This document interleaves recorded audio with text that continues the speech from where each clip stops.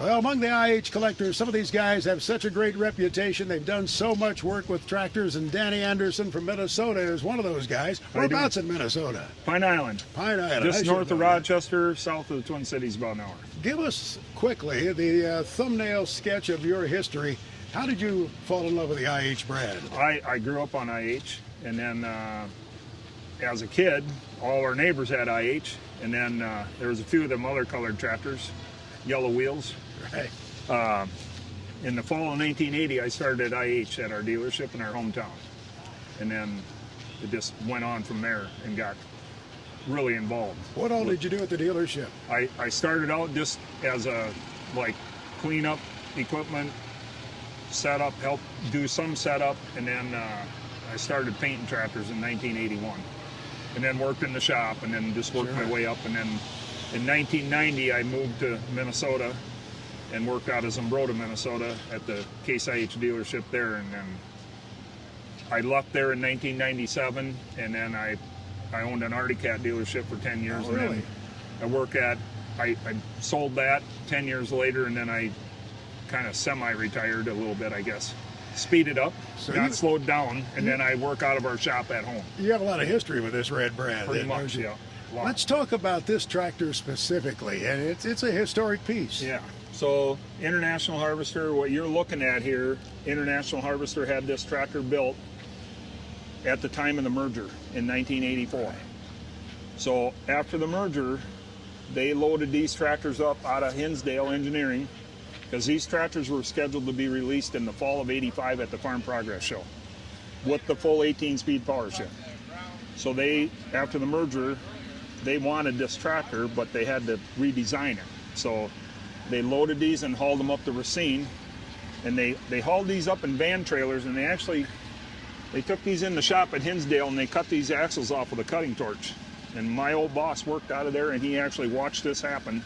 They loaded them in van trailers so nobody would see them, top secret, and they hauled them to Racine, and then they did the conversion on these tractors, and they built the Magnum out of them. So how many of these do they load up at Hinsdale? I don't have the exact number, but I did meet the engineer at Hinsdale, and he said they had a whole row of these all done. And I'm talking a row from here down to the end of that pen.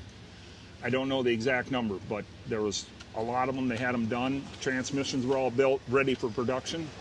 And then the merger went through.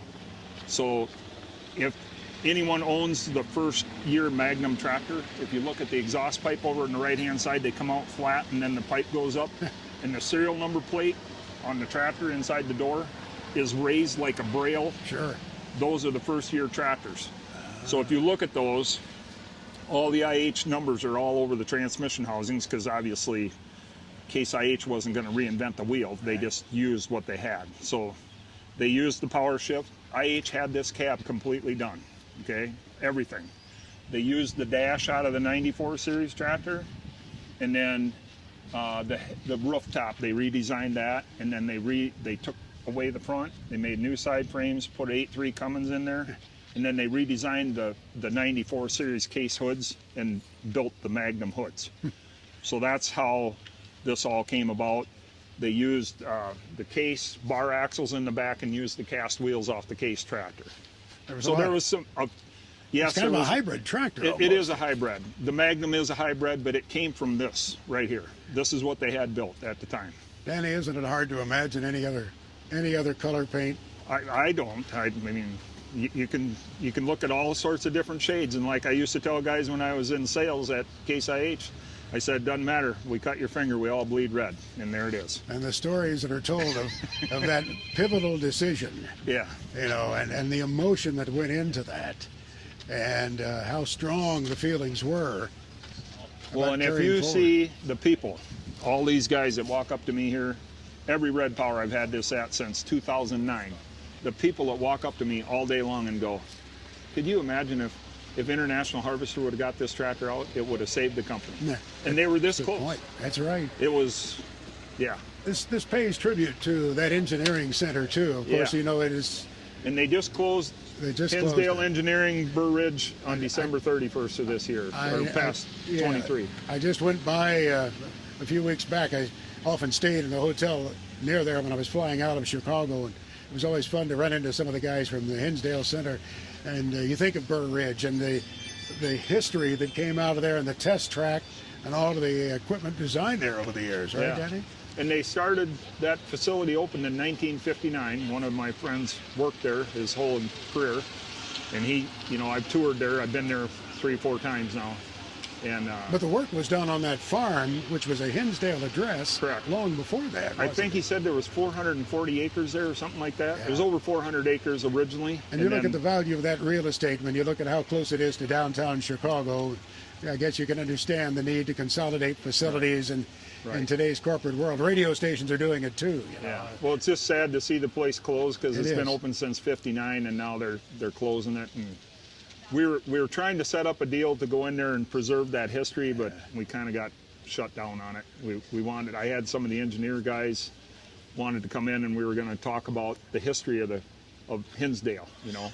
Well, you mentioned the engineers. I think that's who I think of. You know, when I think of that facility and a magnificent piece of equipment, the people who really brought their ingenuity, and many of them were given patents for that work. I mean, the company held the patents, but these folks earned them. And I've met some of those folks who have more than 100 patents. Think about that. That's a lot. They've done a lot for us. The lead engineer for this tractor, the 50 series power shift, I met him when I restored that 7140 articulated Magnum for Case IH. When I took that back to Hinsdale after it was restored, I got to meet him, and then he told me that this was the last tractor that he built for International Harvester Company before the merger. So he said, no matter what stories you hear from people, I'm telling you firsthand, this tractor was completely done and it was ready for, you know, release in the fall of the year, and then they converted it. And then he was also the man that built the articulated 7140 that articulates right in front of the windshield. Very cool, and he was the lead engineer. Him and his team built that tractor, and they built this tractor. Where was this tractor when you acquired it? I put this all together. Oh, okay. I bought, it was a 7130 Magnum and a 5488. This come out of Arkansas, Glenwood, Arkansas, the Magnum part of it. The 5488 came out of down in Texas. And I got them both home, and I knew about this tractor. I knew it was done, and I wanted to save the history. Right. So I put this all together in memory of this tractor. Excellent. Well, you did a great job of doing it, Danny. And I'd heard about it. I knew it was out there, but to have the chance to see it, to get the story from you personally. And this cab is brand new. This come out of engineering, and I just put this cab on here a few years ago. It was, when I first built it, it was a 4-post open station. And people thought that I took all the glass out of it. I said, no, it's a factory open station. And I've had people go, they never made a factory open station. Well, they did. So now I put this cab on, it's brand new. And I do use the tractor. It's got over 500 hours on it, and I've farmed with it since '08. I've used it in the field. So you've stuffed up the business end a little bit there. It has. I pulled a 32-foot field cultivator with it, and I pulled a 20-foot no-till drill with it. And it's up to the challenge. Yeah. Yeah, so Very good. It's been a fun tractor to run. I haul corn to town with it, you know, and beans, and you pull into the elevator with this, and people look at that and they're like, a 5388. When did they make one of those? Thanks for sharing it with us, Danny. We appreciate it. So good to visit with you. You bet. Thanks for taking the time. You bet. Another one of those great IH stories here on our Steiner Stories from the Red Power Roundup at Spencer, Iowa.